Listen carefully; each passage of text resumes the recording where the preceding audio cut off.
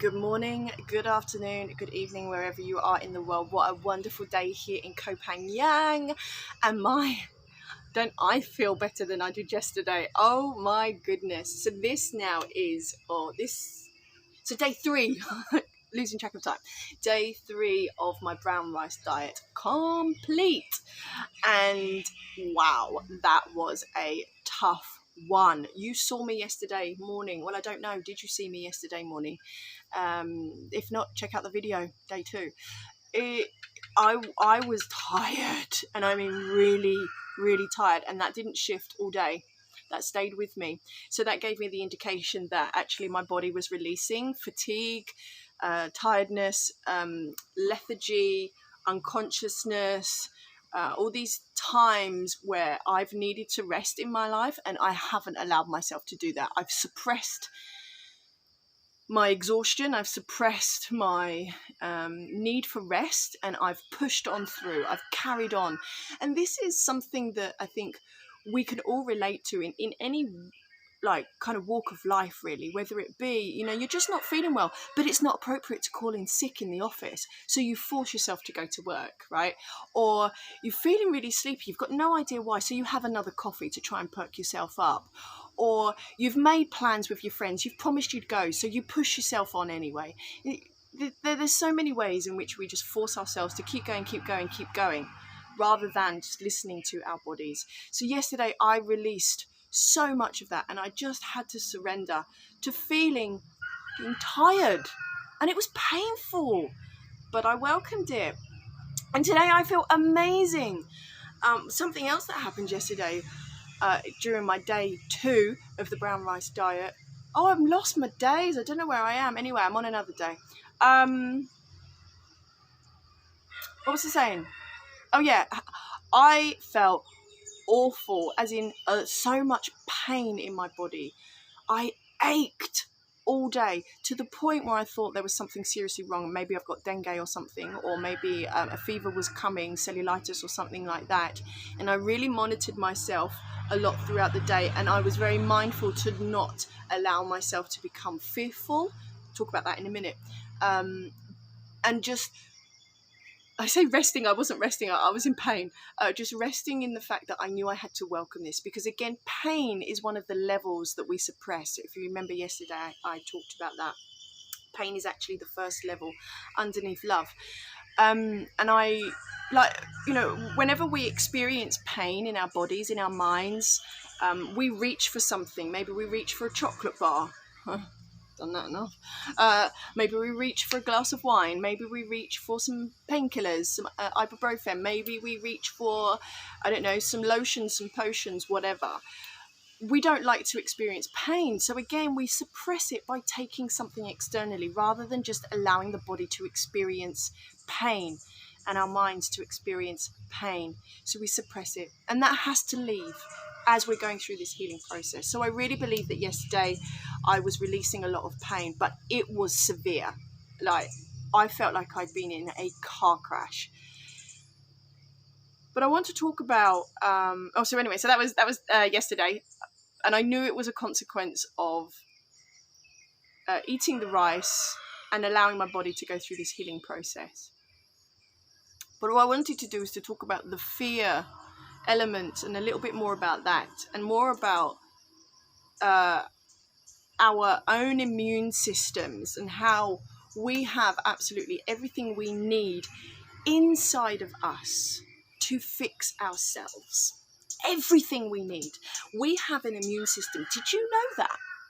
That you have an immune system that was actually designed to fix you of any known illness or disease. Yeah, you do. But we're not taught that, are we? We're not taught that at school. We're not taught that whilst we're sat in the doctor's waiting room. We're not taught that whilst we're in the hospital. Now, don't get me wrong, right? There are some circumstances and there are some situations where, oh, thank goodness for external medical intervention. Absolutely, it has its place, and I am incredibly grateful for that, because I have needed it and I have used it. So I don't want you to start thinking that, I'm not down with that. But what I do get a little bit annoyed about, very, is that we're not taught how we can help ourselves and actually how more effective it can be. Okay, so we have an immune system, as I said, that is designed, built for us, in whatever divine way you like to think about it, to help us fix any illness or disease. And this is governed by the thymus gland, which sits on top of the heart here. So the thymus gland regulates the immune system by telling it when and how and what to fight. In children, the thymus gland is functioning well. But as we go through life, the thymus gland has a tendency to go to sleep and therefore doesn't function effectively. There are a couple of reasons as to why this may happen. As we go through life, we start to rely and use external synthetic pharmaceuticals. So you've got your thymus gland and your immune system sat here going, yeah, we're ready. But when you're constantly going outside and using something else to fix whatever's going on in the body, the thymus gland is going to be like, all right, you don't need me. I'm going to go to sleep. And so your body kind of then forgets that it's there. Like the thymus gland doesn't work. It can't work for you when you then need it. So then that reinforces the need for you to go externally to use pharmaceuticals. So you're reinforcing that vicious, nasty cycle. The other thing that actually stops the thymus gland and the immune system from working effectively is fear. Fear interferes with the immune system, with your own body's healing system, which is why yesterday when I started to think, oh God, there's something wrong with me, really, really conscious to bring that fear down, welcoming it, allowing it to be there, but knowing that it's not mine, it's not my fear, so allowing it to go, because I wanted my immune system to be working as effectively as possible. So fear and worry, what does this do? How does this impact the immune system? Okay, so when you're frightened about something, what's the first thing you do? You stop breathing. Now, when you stop breathing, you're actually lowering the amount of oxygen that you're taking in, and you're increasing the amount of carbon dioxide in your body. Increasing the amount of carbon dioxide is not good because carbon dioxide suffocates our cells, and it actually creates an environment. It primes your body for illness and disease. So fear stops us from breathing, which increases the amount of carbon dioxide, which gets our body ready for disease. And that's when the immune system can't work, because the immune system also needs oxygen. It needs oxygen to work effectively. So we've stopped breathing, we've lowered the amount of oxygen, the immune system can't work.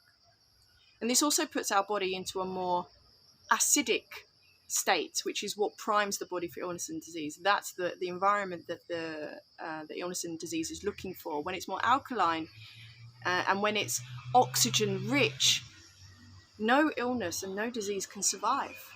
None. And we also stop the flow of energy when we stop breathing as well. So when we stop the flow of energy, when we stop bringing in prana, bringing in energy into our bodies, then of course we don't have the energy required in order to do what the body needs to do. I mean, I could talk forever about prana and breathing and blah, blah, blah, blah, blah, blah.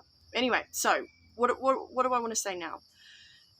So the solutions to this is to reignite our thymus gland, to get this gland here working again so that it can boost and empower your immune system so that you have everything that you need to fight whatever is coming or whatever is currently there.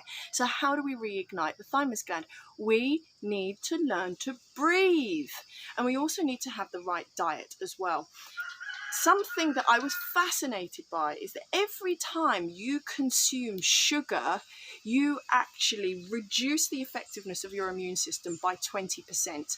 So let's say you have a chocolate bar, just a casual chocolate bar on an afternoon, that immune system, that yours, is reduced by 20%. With this chocolate bar, you decide to have a can of Coca-Cola. reduced by another 20%. So just this, what you think might be a harmless afternoon snack of a chocolate bar and a can of Coca-Cola, you've pretty much reduced your immune system by half. And if you're doing that on a regular basis, whether it be a sugar in your coffee, or whether it be a slice of cake, or I don't know, however else you consume sugar, you're doing this on a regular basis, which means on a regular basis, your immune system is only working at its half optimal state. So no wonder, again, we're priming that body for illness and disease. So we need to clean up our diets, and we need to breathe deep. And there's a certain way in which we can breathe. And I'm actually going to do a video series on Mahat Pranayama, which is the full yogic breath, which teaches you to breathe effectively and use maximum capacity of your lungs. And when we're breathing deep, and we're breathing deep regularly, we are keeping our bodies at this optimal oxygenated state, which will reignite the thymus gland. And we're also increasing the amount of energy that's coming into the body as well. Again, oh my God, that's a completely another video. So breathing deep is going to empower our immune system. It's going to strengthen our immune system, and we're going to be able to fight everything that we want. It's then going to be able to tell our immune system what antibodies to create, what killer T cells to create, when to fight, how to fight, what to fight. And then we find that when this illness comes, we're like, doesn't even set in, doesn't have a chance. Or if it does set in, we're over it in a couple of days. We don't need to go to the antibiotics. We don't need to go to the tablets, to the creams and everything, because we've got it within ourselves. And then I should have warned you, right? So I'm about to show you my manky toe. Don't look if you're not interested. This was disgusting a couple of days ago, pus coming out and everything. It was really, really disgusting. That is disgusting still, but yeah, I mean, in a couple of days I'm just going on to the brown rice. Remember, I'm eating brown rice to clear up my diet, so there is no sugars going in my body that the infection can feed off of, giving my immune system maximum potential. Because remember, still mind, still body means the shy and quiet immune system can come out, and it can actually start to fight what's there. So I am doing this, and I'm giving my body the maximum amount of opportunity and potential to fight what is there. I expect this to clear up within another day or so. What if that doesn't? I'm going to look well stupid. But I'm going to show you, I want to show you the progress. I want you to see, you know, like how effective this method is. So breathing is a prevention to illness. It's not a cure, it's a prevention. Diet is a prevention to illness and a cure, but you know what I mean, it's a prevention. So let's talk more about this in other videos, because I want to teach you how to breathe properly, and I want to teach you more about your diet. So yeah, we'll do that. So that's my thoughts this morning, and it is morning. I don't know what else to say. I suppose that's it, really. I feel great. My body doesn't ache anymore. I'm not fed up of brown rice yet. Not yet. Maybe in a couple of days. I'm losing weight. Oh, nice. And my mind is clear. Oh yeah, I feel good. Although the temptations are there, I do feel good. I'm going to a wedding later on the beach, and it's going to be hard to say no, but I'm dedicated to this because, I want to get rid of this infection.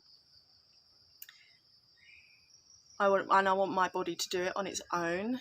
And also, I'm dedicated to my health, and I want to feel good. I want to feel good inside and out. I want to look good inside and out. So this is why I'm doing it. So follow my journey. Tomorrow I'll give you a lowdown of how the rest of today goes. I wish you all a wonderful day. Mwah, mwah, mwah. I'll speak to you tomorrow.